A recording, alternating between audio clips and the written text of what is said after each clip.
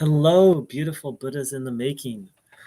I'm here to deliver some very good news today. Life is fraught with suffering. Aren't you happy to receive that good news? Of course, I'm being sarcastic. On the surface, it sounds like awful news. It sounds like the worst news. It's why people describe Buddhism as pessimistic or anti-life, when really it isn't. But before I go any further, first and foremost, most important thing, please don't believe anything I say. Please meditate, study, contemplate, reflect. Find out for yourself what's true. I'm no guru. I'm not an enlightened being. I'm just here sharing my experience, hopefully a little wisdom, some knowledge, and in the hope that it helps me and it helps others. So I'm really diving into Theravada Buddhism. More specifically, I'm diving into the Four Noble Truths. I've been looking at Buddhism on and off for years, but I've never really, I'm kind of embarrassed to say, never really taken the Four Noble Truths super seriously, because I've been approaching things from a more Mahayana or Vajrayana perspective. It's like I was too busy doing mantras or reading sutras to contemplate the Four Noble Truths, which in hindsight is kind of ironic. But I'm actually finding so much peace in contemplating and accepting the First Noble Truth. And one of the interesting things about the Noble Truths is there's many different possible translations of the Pali. For example, dukkha is often translated as suffering, but that's not really accurate. The word dukkha has many connotations. The one that works best for me is dissatisfaction.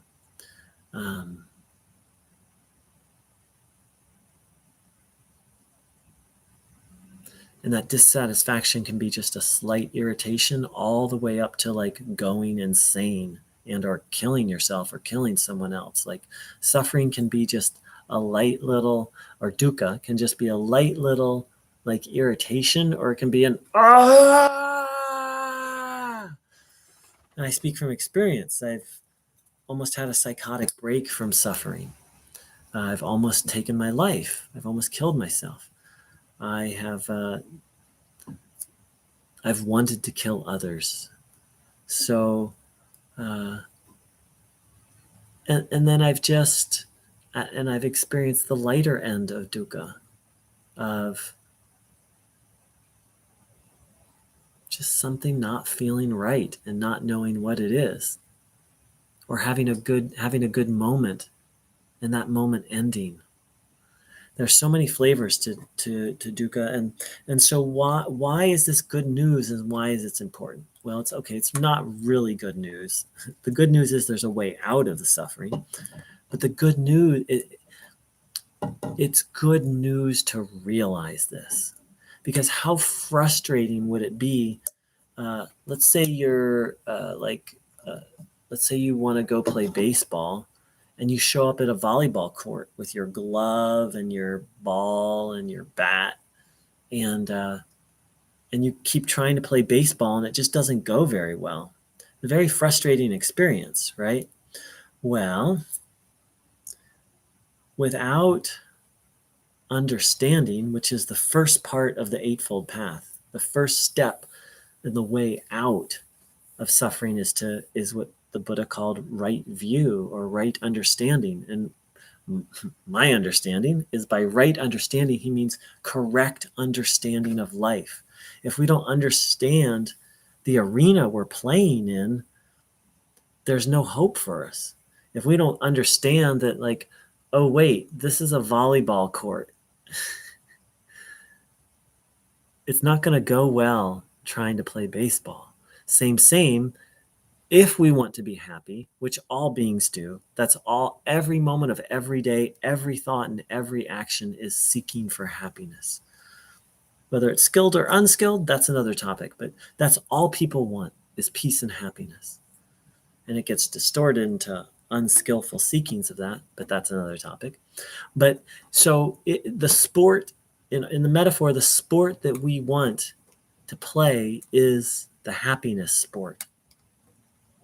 But unless we understand the rules of the game, unless we understand the playing field, we're not going to be able to play that sport, i.e., experience happiness. So if we don't understand the nature of reality, where happiness is and isn't, where peace is and isn't, then we're gonna show up with a baseball bat to a volleyball court.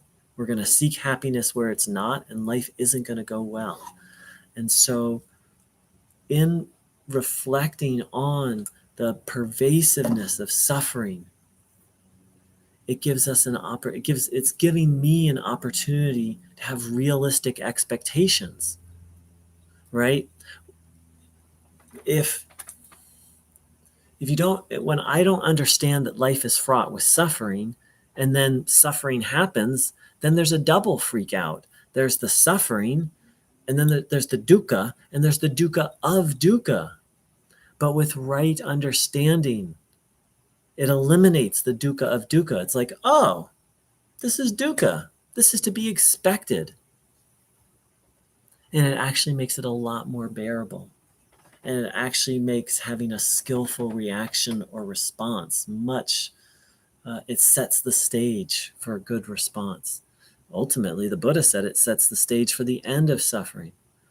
But so to begin the path from a Theravada perspective, and having explored the other schools, and I'll admit it was mostly exploring on my own.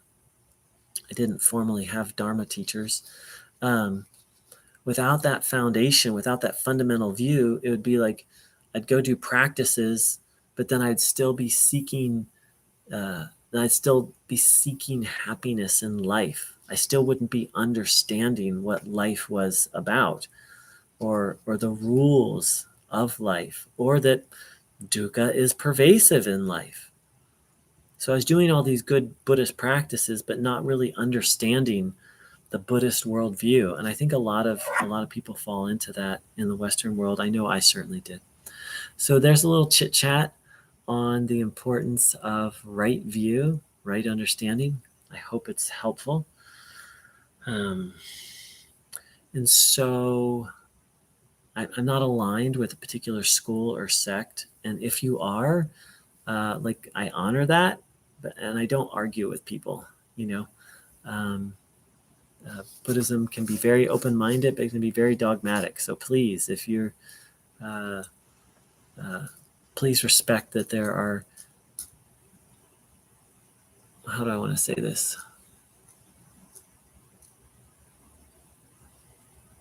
I'll just leave it at that. Do whatever you want to do.